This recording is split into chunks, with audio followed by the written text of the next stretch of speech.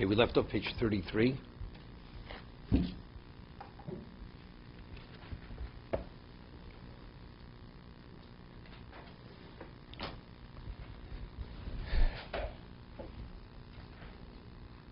Okay, let's do Gimel again.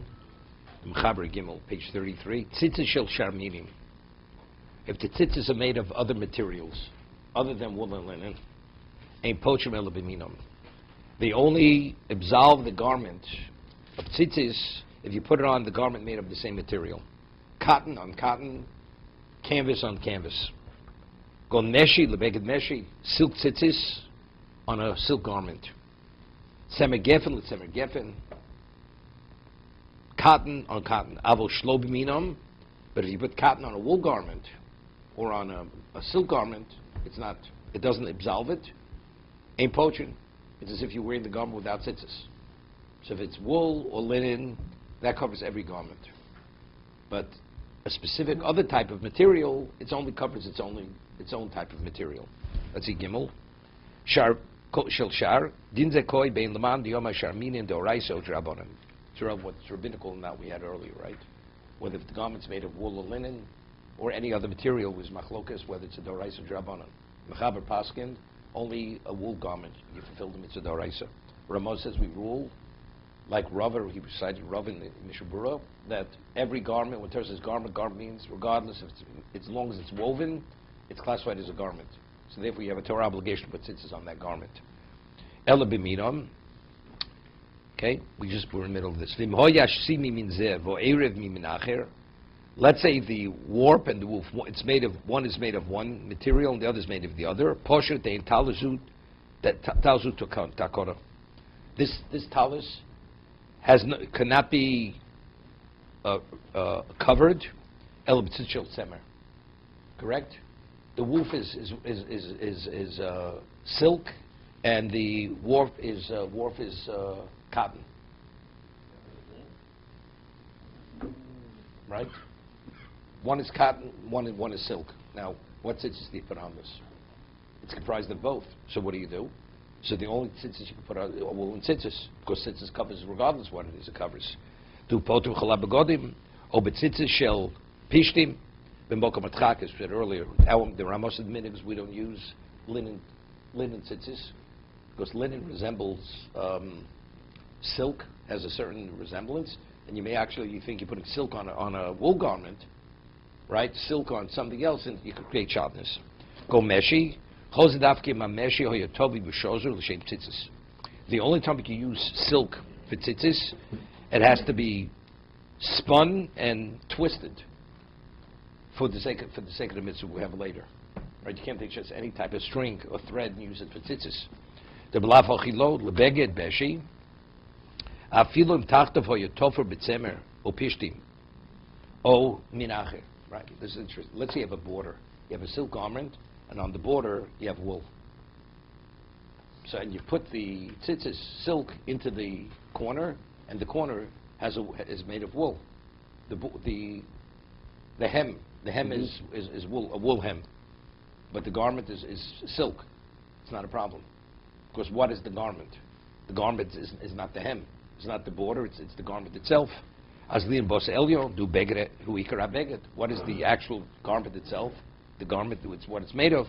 Kedlakam sin yud b'mogad avrom sifkot nei ein potrin v'tal shashihu mimino ve'eriv hu mitzemer o lehepich. Yeah. Yatabot tzitzis shel tzemer dafka. It's understood, right? If the warp is wool and the other is of some other material. Do potir b'chol aminim v'lo mishaminim. Afilu imrubo hoy misharminim. The shiol eruv lechud lechoshev beged.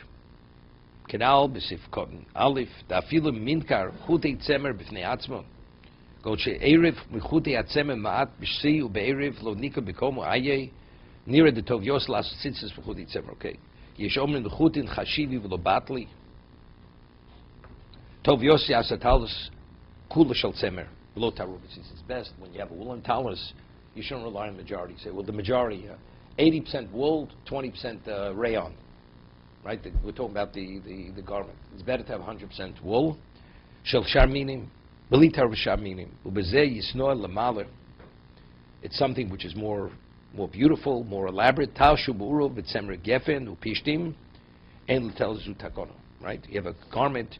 It's made of cotton and linen. You can't put tzitzis on it. Correct?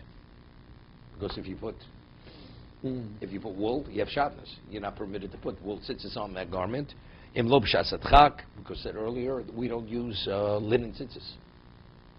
You can put linen. Linen covers every garment, as wool covers every garment. But we said the meaning is not to use linen, because you could create a situation where you're going to create shatnez. Yasav tzitzis shel pishton kedal b'sof sitin kon ches. Okay. He says that wool tzitzis go for everything, regardless of the material of the garment. Correct. But he says here that it's preferable to use the same materials. No, not when it's wool. Not when it's No, wool. no, Not preferable. Not preferable. Not preferable. You can't use any other material. If you have cotton, you can only. If you're not using wool, you can only use cotton tzitzis. You cannot use any other material. So which is better? If you have a cotton garment, is it better to use cotton tzitzit or wool tzitzit? The same. They're both the same. They're Equally the same. Oh,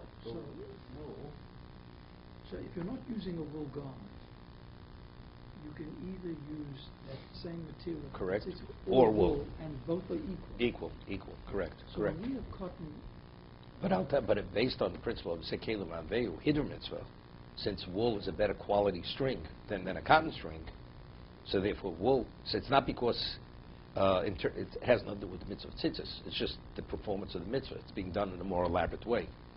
Because wool is considered a better quality thread than a cotton thread. but talit katan is generally cotton. I understand that. Good. But So we can use a wool tzitzit. we do use wool. It's not a problem. Today you're not going to find cotton tzitzis. Yeah. At one It's not a time, problem. no. It's not At a one problem. time we discussed it yesterday. Talaisim, we had silk talaisim. The tzitzis were made of silk. Well, I don't know. Maybe they were made of rayon. Right? They didn't feel like silk. But in shuls, these old talaisim you find in shuls, right? Blue and gray, right? They were silk. I think they were silk. So the tzitzis were not woolen tzitzis on those talaisim. They were made of silk.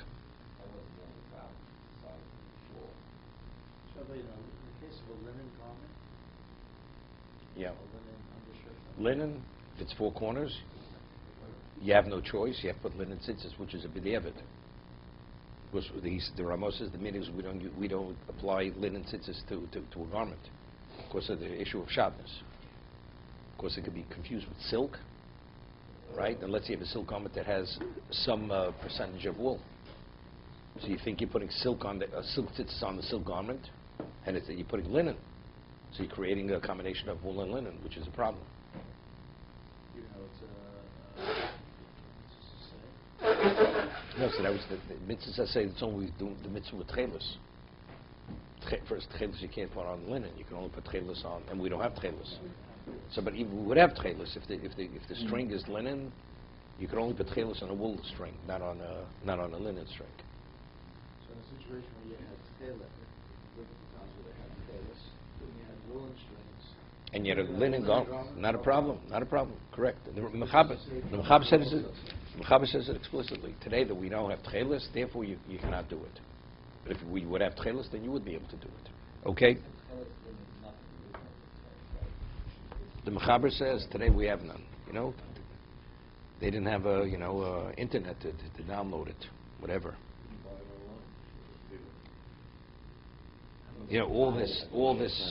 I told you the story I had, when I was in Teaneck, right? There was a certain person wearing tchelis, and I said, and the person learned in the very yeshiva in Brooklyn, not even in Israel, in Brooklyn.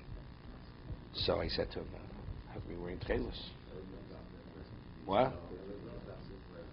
No, that I didn't say to him. That's what you would have said. I said, "Well, you wearing tchelis?" He says, "Do you realize this cost me $287? I ordered it through the internet." I said, "I didn't ask you what you paid for it. I'm going to ask you why you're wearing it."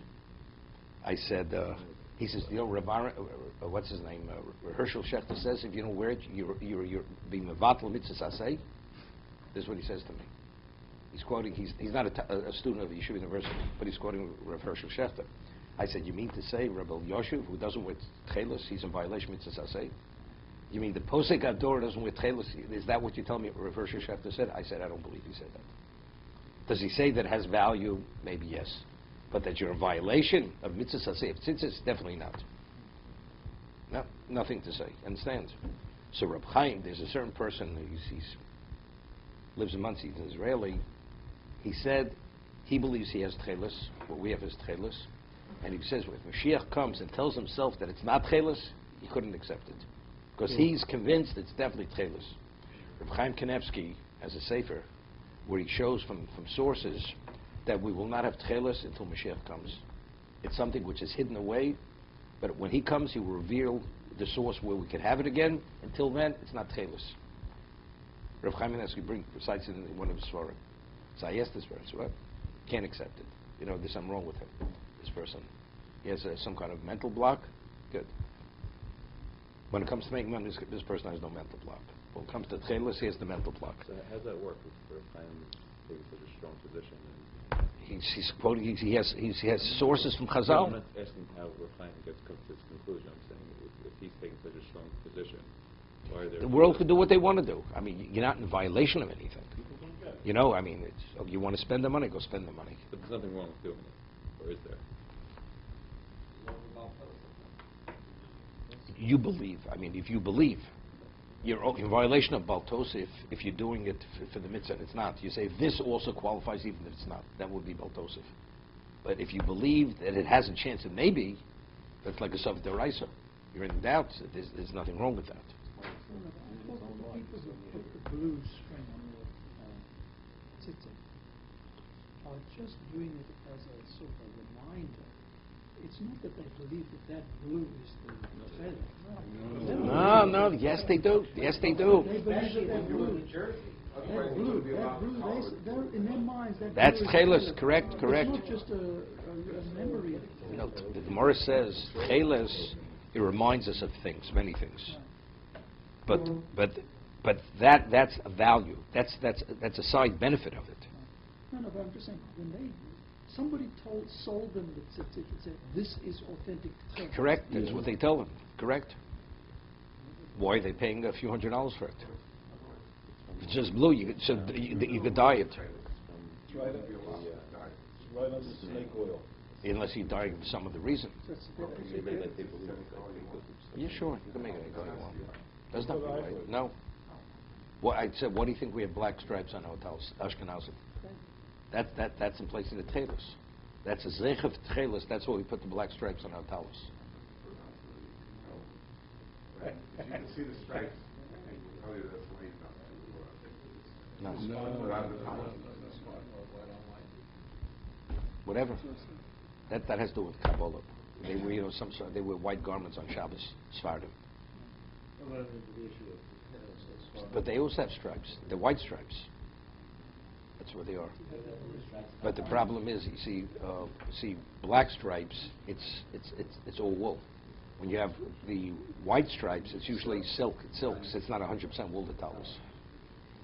So, Rabbi, if I wanted, if a person wanted to dye one of the strings blue, he takes blue ink. For what reason? Just as a recollection of tchelos. Would he have done something wrong? Yes. What would be wrong with that? It's because the only time you put the dye on the string is if it's authentic tchelos. Only when, so that's when it is a reminder. Otherwise, it's considered nonsense. It's nonsense. The Torah says if you want, would you be in violation of something? maybe Baltosif. Maybe Baltosif. Yeah, Baltosif.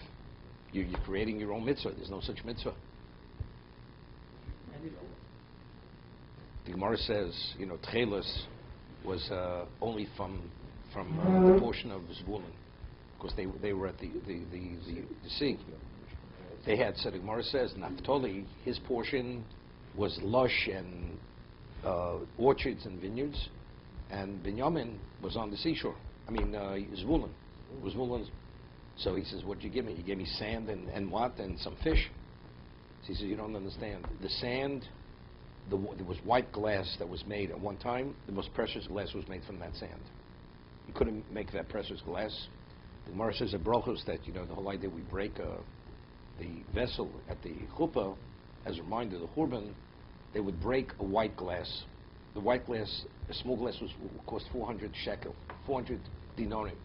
So it was considered a serious loss, that you really felt the pain when you broke that glass. That was the Zeichel Churban. So it says, Hashem says, you have the white glass, and also you have tchelis, right? Because the whatever it is comes up every 70 years, it's in your portion, and it's worth a fortune. So the Gemara says, what about there was a type of blue dye, it was called kola ilon, that once it was processed, you couldn't discern between one and the other. It looked exactly like the authentic tchelis. So Hashem says it's not going to work. Meaning, in the process of dyeing, it's not going to take. It's not going to take. So you have the guarantee. Only what you have. So therefore, it's going to be phenomenally profitable. So even though you don't have the vineyards, you don't have the orchards, you're not going to have any financial loss from this. One second. Okay. You want to write a biography? We'll talk about it later. Okay.